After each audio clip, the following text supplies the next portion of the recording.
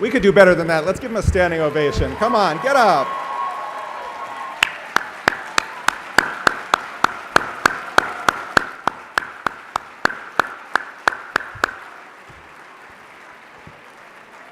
Okay, stay standing.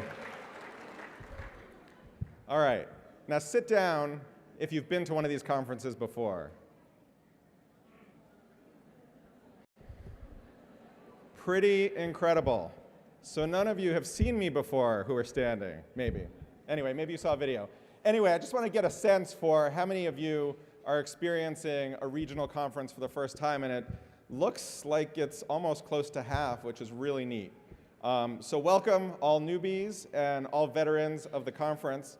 While we're on the topic, let's figure out who's been to the most of these. Does anyone want to volunteer a number? 21? Paul, you've got 21? Okay, I think can anybody beat 21? We are a block away from a casino. Do I hear 22, 22? No? Okay, 21. Paul, you have it. There will be a special door prize at the end. Bienvenue and welcome to New Orleans for the 5th annual IB Conference of the Americas. No conference in New Orleans would be complete without music.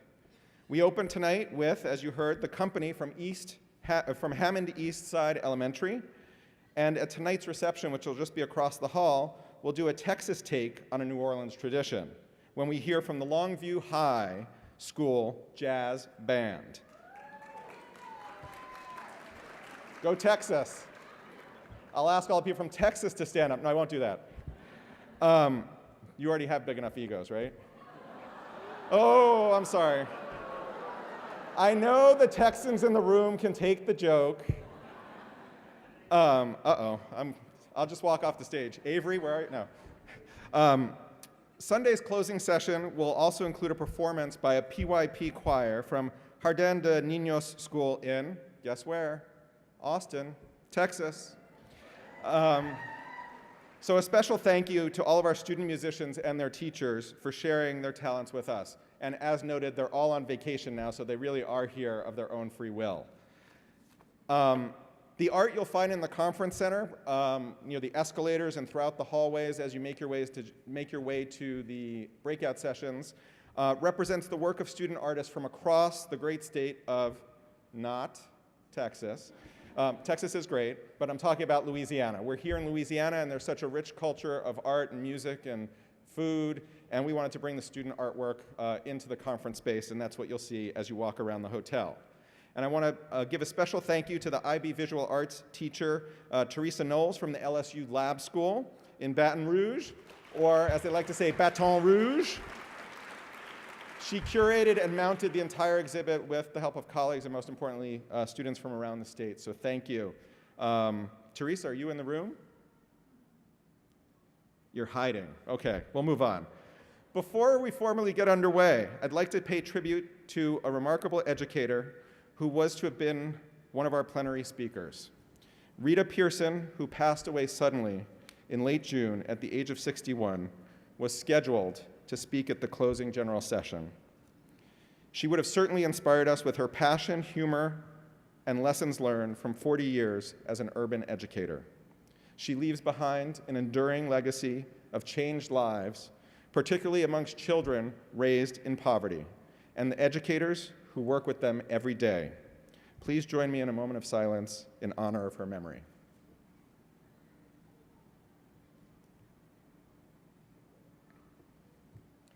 My name is Drew Deutsch, and I am the proud regional director of IB Americas. This year is a special year for me, as just a couple of months ago I celebrated my 5th anniversary at the IB. And so this is the 6th time, if you do the math, it sort of works out if I start in April.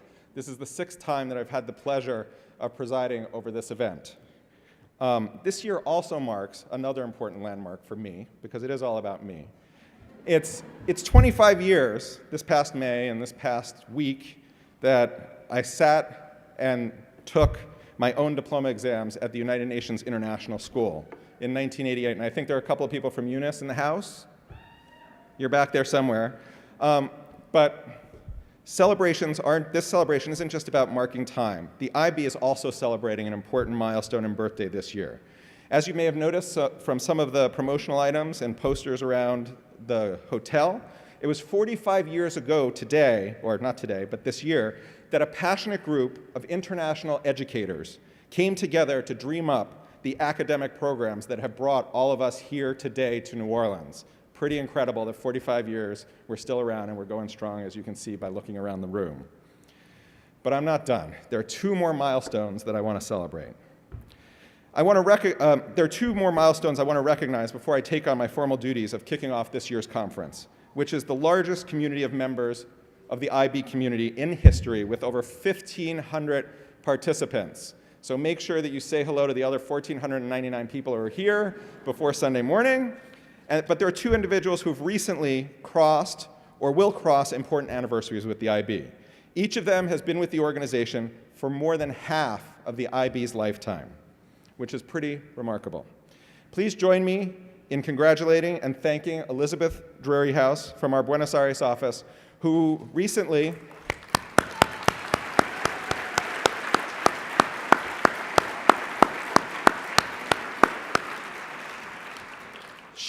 celebrated her 30th anniversary with the organization. Liz is soon to be joined in the over half of the IB's lifetime club, and we're going to have patches made for those by the end of the weekend, by someone I've had the pleasure of working closely with over the last 5 years. In August, just a few weeks from now, Paul Campbell will celebrate his 25th year with the IB.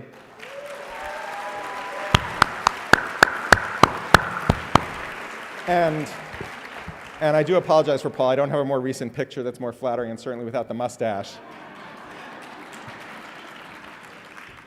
It gives me particular pleasure to recognize this milestone here at this year's conference. For the half of you who've never been to one of these before, Paul, in addition to his primary role of leading the Americas Regional Development Team, also oversees the programming and content for the conference. So please join me in congratulating Paul for 25 years of service to our growing community of IB schools and stakeholders. Did I surprise you with that one? I did. Janine kept it under wraps. For those of you attending for the first time, and now that we know and we've become more familiar and we know each other, we know that's about half of you, as well as for those of you who've been to many of these, 21 or so, we're so glad you made it here to New Orleans. We all know how easy it is to get caught up in the day-to-day parts of our jobs, our tasks, our emails, which can lead to possibly losing sight of the bigger picture. The IB Conference of the Americas is a wonderful respite from our day-to-day routines, unless you're a teacher who doesn't have to work in the summer, but I know most of this room probably does have a lot to do during the summer.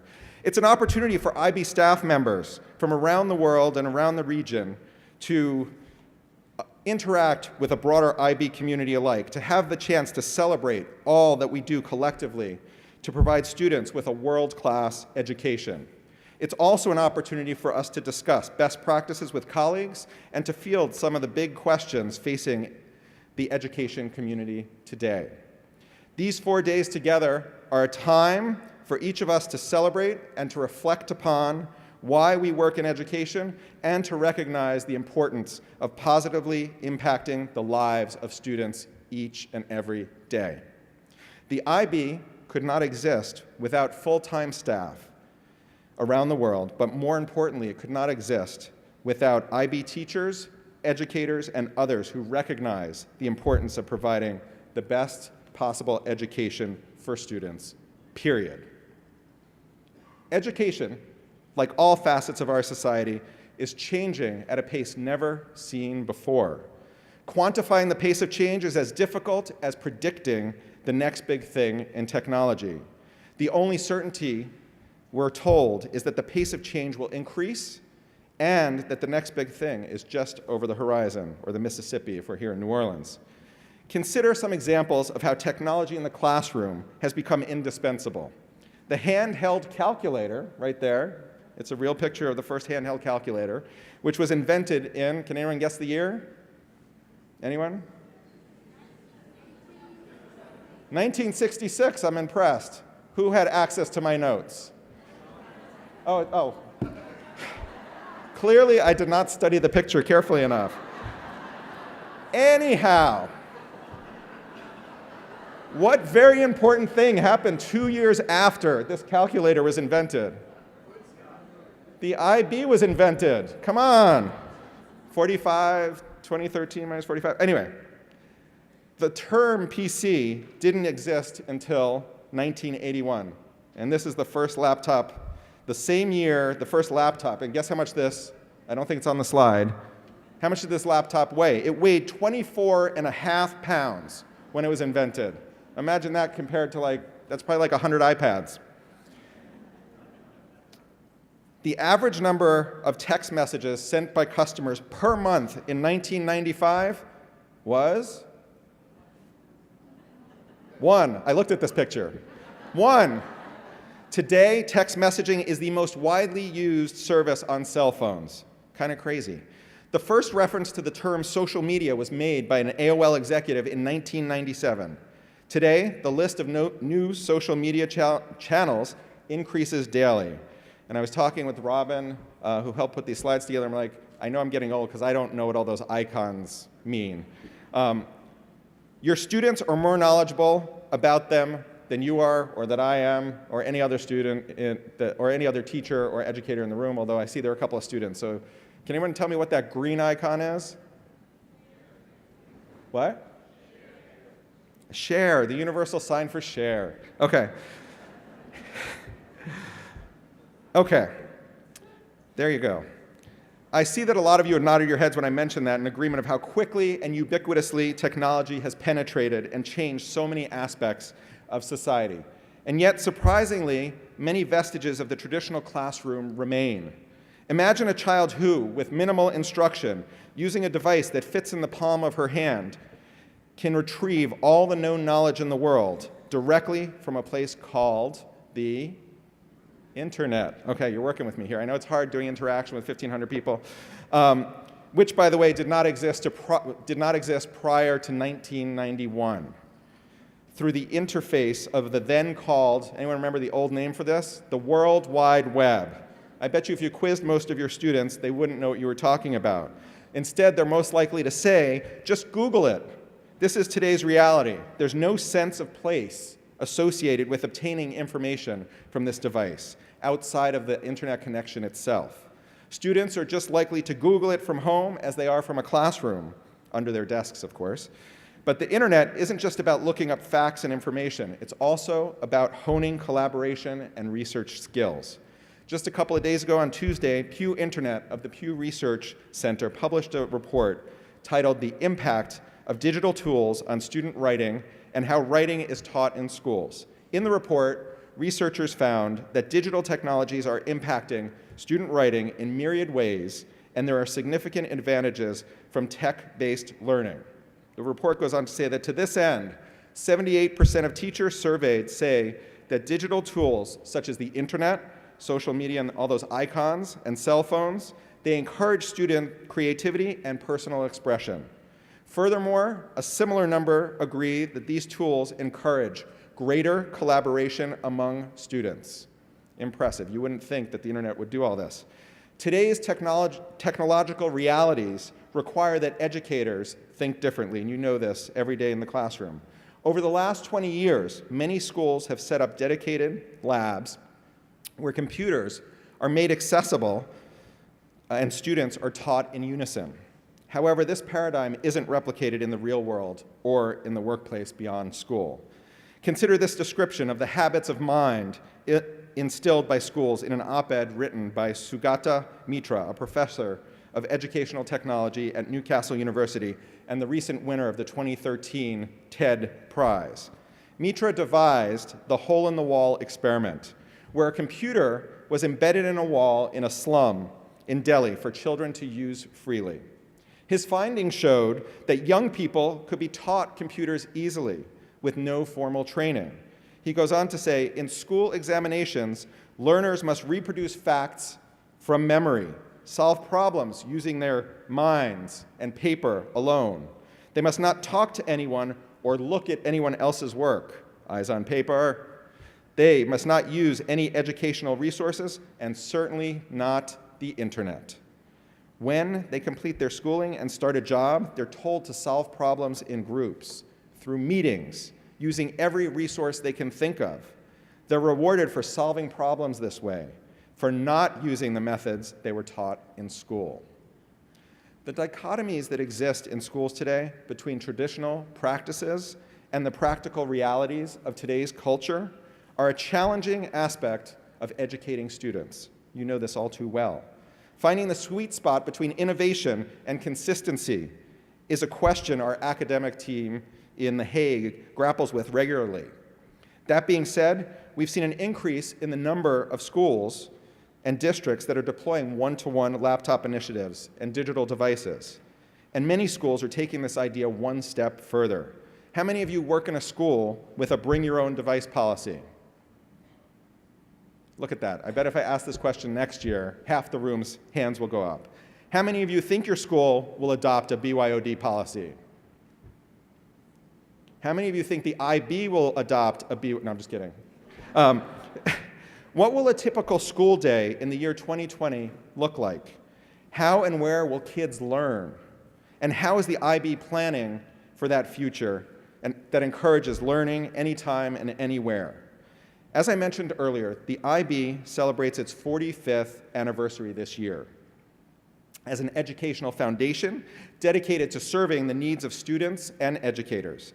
It's a milestone, and many of the groundbreaking ideas associated with IB programs have stood the test of time. But how does a relatively conservative organization in a relatively conservative field approach change?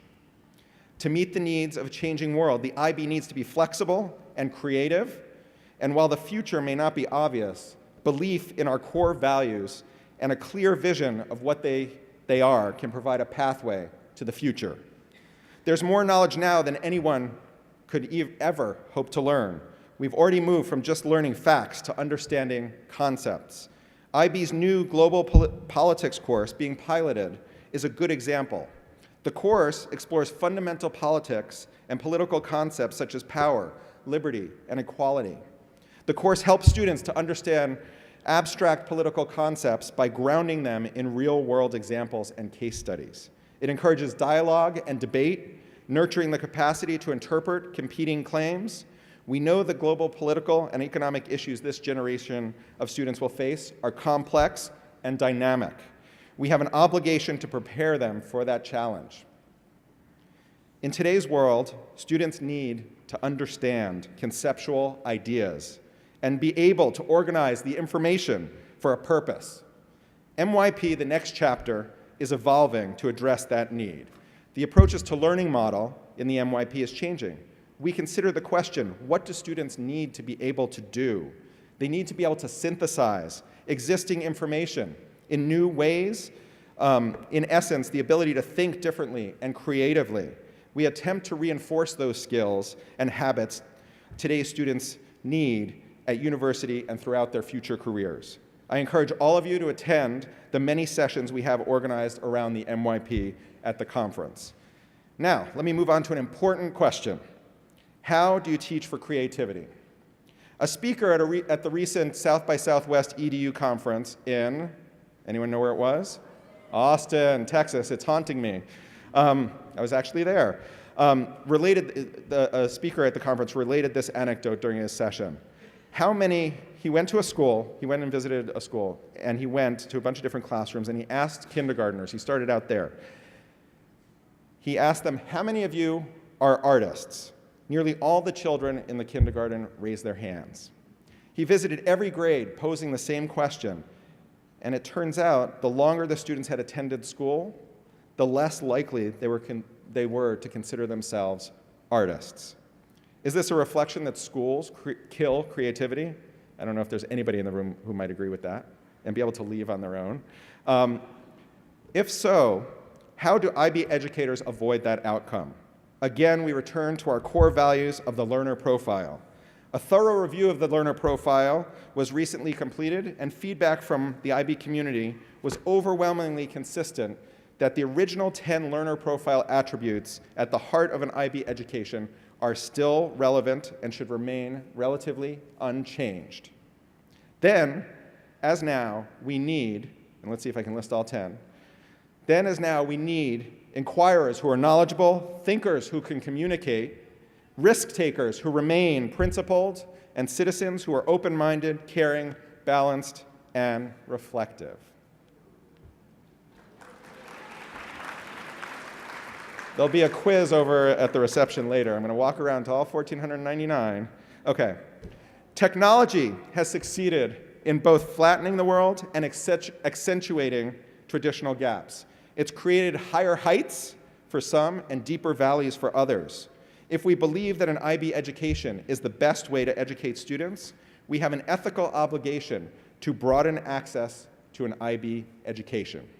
To do this, we need to be more flexible in our mode of delivery to enhance learning anywhere and anytime. Our online learning initiatives through DP Online courses and online professional development for educators continues to grow in order to increase access and to meet the needs of students and educators alike. But it's not just about technology. We're also broadening access on the ground and enabling more students to gain access to an IB education regardless of his or her personal circumstance. Some of the access initiatives we're most proud of here in the Americas are taking place in Ecuador, Buenos Aires, Costa Rica, and Chicago.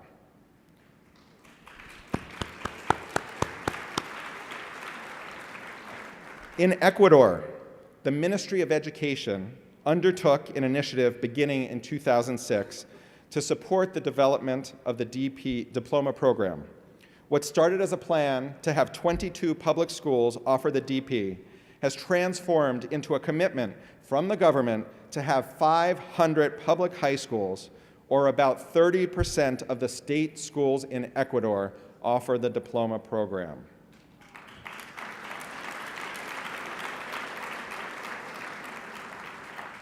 The Ecuador initiative is joined by an equally important initiative in the city of Buenos Aires in Argentina, where the city is aiming to have one authorized DP program in each of the city's 12 boroughs. This is a remarkable development, as historically there have only been 2 authorized public schools in the country since the IB started. Joining Argentina and Ecuador in terms of broadening access to an IB education is the city of Chicago, which hosts the greatest number of IB programs in a single district. And as a result of Mayor Rahm Emanuel's desire to further improve the city's schools, he's supported efforts to bring more IB programs online and to broaden access to previously existing programs. Once the expansion is complete in Chicago, there will be 34 IB schools and 55 programs in one city. Amazing. Granted, it's the 3rd biggest city in the US, but it's one city. And it will also include a number of IBCC programs as well. The folks in Chicago, let's hear a shout out. No? Okay. In Costa Rica, with the support of the ministry and the local association, Asobitico, there are plans to bring 20 public schools into the IB community. In order to recognize the ongoing initiatives in Ecuador, Buenos Aires, Chicago, and Costa Rica, we've created a short slideshow that I'd like to show you now.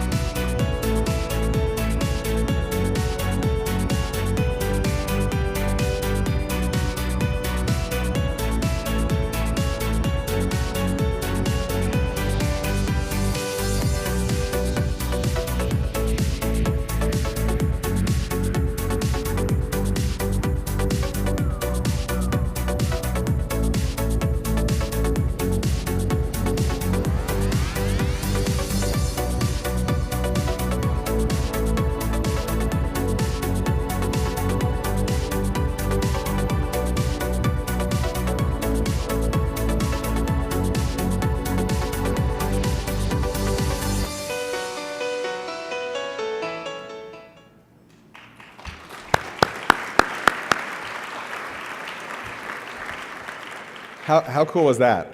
I just want to thank Colleen and Robin for helping to put that together from our communications team.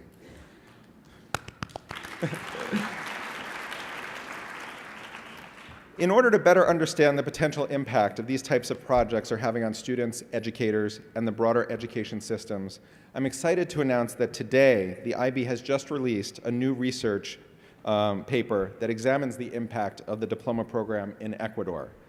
The research was led by a team from NCREST at Columbia University's Teacher College and supported by researchers in Ecuador. The research reveals that implementation of the IB in Ecuador has catalyzed positive change in state school support, teacher training, and student development and performance. Research like this impact study is just one of the studies our research department will be discussing at the conference, in addition to several other projects that were completed recently, such as the extended essay, the impact of extended essay on college students at the University of Virginia. I urge you to attend some of the sessions we have organized around the research strand, and you'll find those in the strand handouts that you got at registration. If you're an educator in the United States, another strand that you may be interested in is the Common Core, and I would like to call your attention to a recently completed series of relationship studies, props. I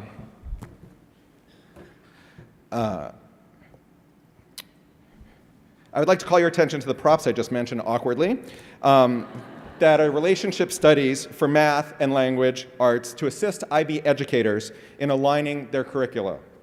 These materials were developed by our academic department with the support of educators from the United States and around the world. Hard copies of the reports that I, again, awkwardly showed you will be available at every Common Core session that are listed in the Common Core strand handout and also in your program booklet. We believe that IB schools have an advantage when adopting the Common Core state standards. The shift in thinking and practice that many IB schools made on their journey to becoming an IB school are often the same shifts that non-IB schools will need to make in transitioning to the Common Core. Being responsive to the needs of IB schools is our priority. How are we doing? Have we succeeded in delighting you? Don't all answer at once. These are questions that we ask IB coordinators and heads of school each year through our school satisfaction survey. And I'd like to quickly summarize just 2 data points from that survey. And on a scale of 1 to 10, the survey said the likelihood that you will continue to participate in the program or would recommend the IB to other schools was a 9 out of 10. It's pretty impressive. More than 90% of the population would actually recommend IB to schools nearby or around the world. Overall satisfaction with the services IB provides ranked 7.9. The OCC, wait for it, IB's online curriculum center continues to be a source of frustration, and we've redoubled our efforts to improve its ease of use and functionality, and you'll hear more about that in years to come, in months to come. We're listening to your feedback and making changes that you will see in the coming months and years. Meeting the future where it's moving means improving technology both internally as well as externally. Many of these changes, including a much-needed revamp of the IB's public website, are already well underway. Speaking of technology and improvements, I'm particularly excited about the fact that this year, for the first time, the conference keynote sessions will be webcast live for members of the IB community who are unable to be here with us in New Orleans. If you have IB colleagues back at home who would like to participate remotely, please ask them to visit www.livestream.com/IB Americas. And by the way, there is a little bit of a tape delay, so if you want to see that awkward presentation of those 2 booklets, you can log in right now. The password is IBNOLA2013.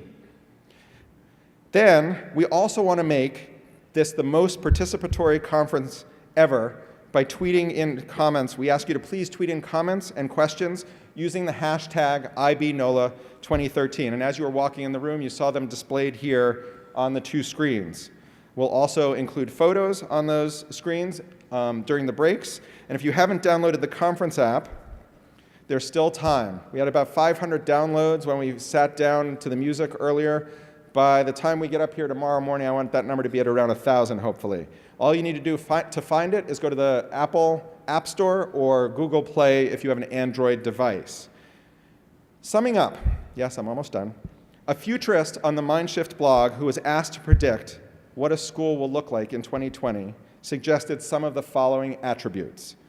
Technology will play a growing role, he said, but the key changes will have been in educational approach, not technology. Future schools will encourage exploration. Future students will acquire the skills they need, such as critical thinking, research, problem solving, and teamwork through project-based collaborative activities. Future learning will happen everywhere and will continue throughout your life. In the future, he predicts, students will learn at their own pace. Does that sound at all familiar? Just a little bit. It's a lot like what the IB does today and has been doing successfully for the past 45 years, teaching students to think critically across disciplines and to ask questions and to connect ideas. The future needs problem solvers, students who can think like scientists, read like historians, write like journalists, and think creatively like artists and authors. It comes down to core values and a clear mission. We believe that IB programs promote the education of the whole person, emphasizing intellectual, personal, emotional, and social growth through all domains of knowledge. We welcome you here to the annual IB Conference of the Americas and look forward to 3 days of learning in a collaborative environment and to celebrating with you the 45th anniversary of an institution dedicated to education and making the world a better, more peaceful place. Thank you.